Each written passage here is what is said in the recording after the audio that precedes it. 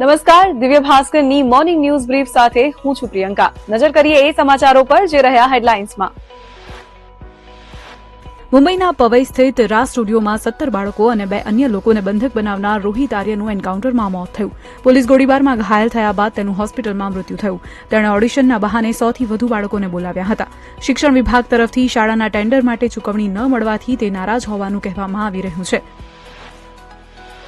રાહુલ ગાંધીએ આરોપ લગાવ્યો કે પીએમ મોદી કાયર છે, તેમની પાસે હિંમત નથી. इंदिरा गांधी जी महिला थी, मगर इस मर्द से ज्यादा दम उस महिला में थी.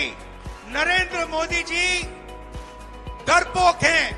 રાહુલ ગાંધીએ કહ્યું કે જ્યારે અમેરિકન રાષ્ટ્રપતિ ફોન કરે છે ત્યારે આપણા વડાપ્રધાન ઓપરેશન સિંદૂર બંધ કરી દે છે. नरेंद्र मोदी में इतना दम नहीं है कि वो एक बार बोल दे कि अमेरिका का राष्ट्रपति झूठ बोल रहा है.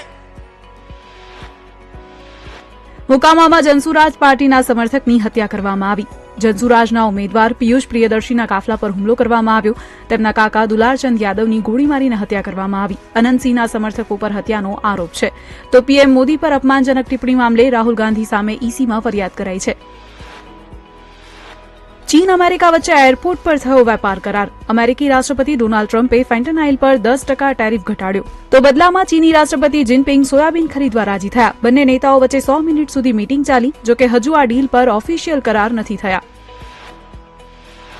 સોનાના ભાવમાં 13 દિવસમાં 11,255 રૂપિયાનો ઘટાડો નોંધાયો છે. India Boolean and jewellers association અનુસાર ગુરુવારે 10 ગ્રામ સોનાનો ભાવ 1,009 ઘટીને 1,19,000